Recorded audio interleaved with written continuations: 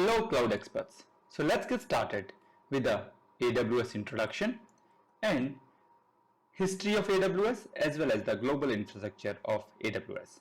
My name is Sanjay Kumar and I'm a cloud trainer and consultant. Now let's talk about the brief history of AWS. The AWS was internally launched in Amazon in 2002-2003. However, the first service which was launched is called as SQS or Simple Queuing Service in 2004. In 2006, they officially launched AWS with services like SQS, S3 and EC2.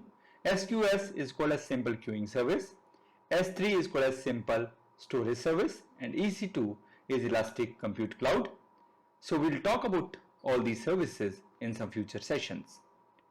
In 2007, they launched in Europe and they had 180,000 developers on their platform. In 2010, whole Amazon.com moved over to AWS. In 2012, they launched first reInvent, which is the largest tech event on the planet. And today, they have more than 6,000 functions and services, and AWS is the global leader in the cloud computing market. Now, let's have a look at the AWS Global Infrastructure. This picture is taken from aws.amazon.com, and if you really need to know more about it, you can simply visit infrastructure.aws. So now when we look at this, it has got 24 different regions which are launched, 77 availability zones, 216 point of presence where we have 205 edge locations and 11 edge caches. And they have covered 245 countries and territories, and these numbers keeps on changing. So it is good that you are not being tested for these numbers in the AWS certification exams. Now, what are AWS regions? AWS region is a geographic location which consists two or more AGs, which are typically called as availability zones. Some regions can have 2 AGs and some regions can have up to 6 availability zones. So a region is a geographic location which can have 2 or more availability zones depending on the region. A region is a group of multiple data centers, and these availability zones are typically these regions are typically named as EU East 1, EU West 2, etc. And most of the services which are available in AWS are region-based services. However, there are some services which are global services, but mostly services are actually region-based services. Now, what are the availability zones? Availability zones are different cluster of data centers within the AWS region. So each region may have 2 or more availability zones, and all these availability zones are connected to each other by using high bandwidth and low latency links. Each availability zone can have 1 or more data centers, and these availability zones are geographically separated from each other with redundant power supplies, redundant networking mechanism, and different kind of connectivity. They are also created in different floodplains and different earthquake zones as well. Now, what are typically data centers?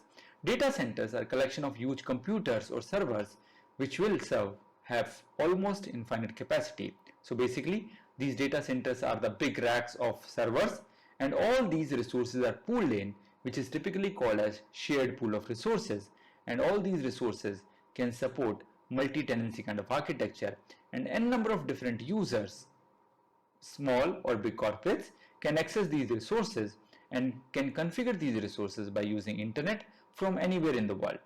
Now, this may be a picture. This is how the AWS data centers typically looks like. So these are the sites where you have AWS data centers available. AWS point of presence, which is typically called as edge location, and these edge locations are closer to the end user and more in number than regions or availability zones. These are typically required to enhance the consumer experience, and these are typically called as content delivery networks, or we call it as CDNs. CDNs, services of AWS, is called as CloudFront. So CloudFront is the name of the services which is used as CDN in AWS. It can be used for both read and write. We will understand in the further sessions what do we mean by both read and write. Typically, when we talk about edge locations or content delivery networks, what we understand is that they are only used for reading, but in some of the services, these edge locations can be used for writing into it as well.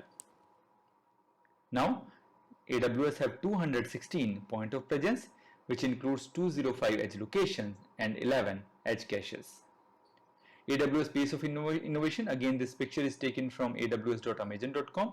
They have more than 6,000 different services and functions available, and they are actually growing these numbers very quickly, and every time you log in into your AWS account, you will see one or the other new services which are available.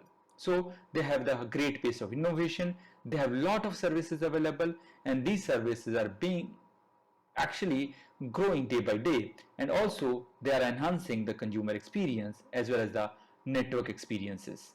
Now AWS have something called as which is shared responsibility model. What is shared responsibility? There are two things here. The responsibility of security of the cloud. The security of the cloud is the responsibility of the AWS, and security in the cloud is the responsibility of the customer. So typically what they call it the shared responsibility model. What do we mean by shared responsibility model? That means security of the cloud is the responsibility of AWS, and the security in the cloud is the responsibility of customer. Now let us understand all the regions, availability zones, edge location, hardware and global infrastructure, compute, storage, databases, networking, and the software available in that. They are all the responsibility of AWS. However, all the things related to the operating systems, network, firewall configuration, platform applications, identity and access management, and the customer data is the responsibility of the end customer. Now typically, how do we look at this? All the things which is related to the infrastructure is the responsibility of AWS. Anything related to the platform and the services is the responsibility of the customer. However, these things will also vary depending on what services are being used and in what kind of service model you are.